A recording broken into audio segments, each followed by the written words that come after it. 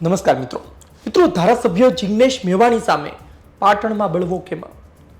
પાટણ કોંગ્રેસ કાર્યાલયમાં તાળા કેમ લાગ્યા? પાટણ કોંગ્રેસના કાર્યકરો વિરોધમાં કેમ આવ્યા?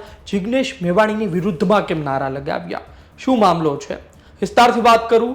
ગુજરાતમાં એક તરફ કોંગ્રેસ આક્રોશ યાત્રા કાઢી રહી છે, એક તરફ જિગ્નેશ મેવાણીએ જે દારૂનો મુદ્દો ઉઠાવ્યો, ડ્રગ્સનો મુદ્દો ઉઠાવ્યો, તેનાથી કોંગ્રેસ ફરી એક વખત લાઇમલાઇટમાં આવી રહી છે. આ વચ્ચે તેમની જ પાર્ટીના કાર્યકરો તેમની વિરુદ્ધમાં નારા લગાવી રહ્યા છે, સભા યોજી રહ્યા છે અને કાર્યાલય પર તાળા લગાવી રહ્યા છે. આપણે ત્યાં કહેવત છે કે ઘરના જો સામે પડે તો પછી મુશ્કેલી જે તે વ્યક્તિની ખૂબ વધી જતી હોય છે. એટલે કે જિગ્નેશ મેવાણી સામે ભારતીય જનતા પાર્ટી, આમ આદમી પાર્ટી દુશ્મન હોઈ શકે, પરંતુ પોતાની જ પાર્ટીના કેટલાય લોકો તેની સામે પડી રહ્યા છે. તેની પાછળ કારણ પણ છે. અનુસૂચિત જાતિનો પાટણ જિલ્લાનો હોદ્દો, પાટણ જિલ્લાના પ્રમુખનો હોદ્દો.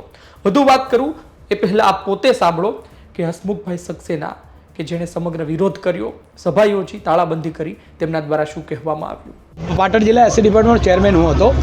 સમયાંતરે સમય પૂરો થતાં રિપીટની પ્રથા જ્યારે આવી ત્યારે સમગ્ર ધારાસભ્યો, એક્સ ધારાસભ્યો, સિટિંગ ધારાસભ્યો, પ્રમુખ અને 250 આગેવાનો આ જિલ્લાને માગણી એવી કરી હતી કે ભાઈ હસમુખભાઈનું કામ સારું છે, કોંગ્રેસની રીટ ગણાતી અનુસૂચિત જાતિની સંખ્યાઓનો માહોલ વધ્યો છે અને કોંગ્રેસને ફાયદો થયો છે, એમની રિપીટ કરવાની માગણી હતી.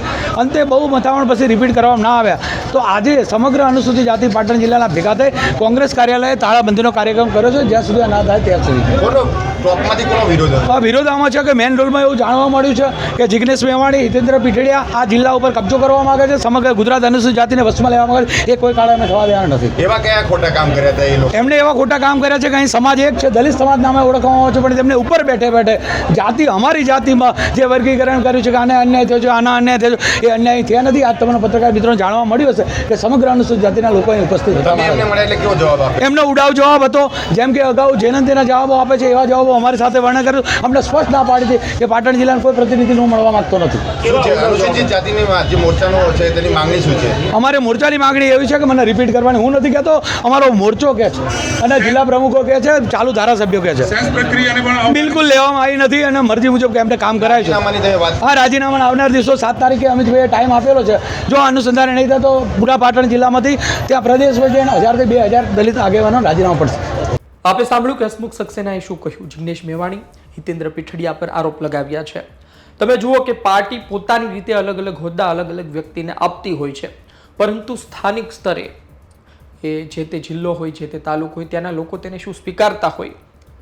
ઘણી વખત પાર્ટી ઉપરથી નક્કી કરીને જે તે વ્યક્તિને મૂકી દેતી હોય છે, જે તે વ્યક્તિને ત્યાં સક્રિય કરતી હોય છે, પરંતુ સ્થાનિક સ્તરે તેનો દબદબો હોવો જરૂરી છે. સ્થાનિક સ્તરે તેના સમર્થકો હોવા અને તેની ટીમ હોવી પણ અતિ મહત્વની વાત છે. કારણ કે પહેલેથી એકડો ઘૂંટે તો ટાઈમ લાગતો હોય છે અને જે જૂના કાર્યકરો હોય છે એ પછી પાર્ટીથી વિખૂટા પડી જતા હોય છે.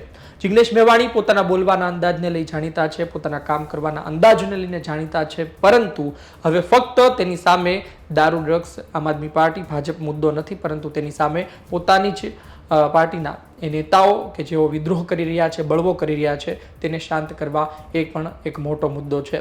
જોઈએ આવનાર દિવસમાં શું થાય છે, અમિત ચાવડા શું નક્કી કરે છે અને આની પાછળ શું ખરા અર્થમાં ખેલ કોઈ અન્ય પાડી રહ્યું છે, એ પણ આવનાર દિવસમાં ખબર પડશે. આપનો અભિપ્રાય કોમેન્ટ બોક્સમાં જરૂરથી જણાવજો. વિડીયો પસંદ આવ્યો હોય લાઈક કરજો, શેર કરજો. ધન્યવાદ.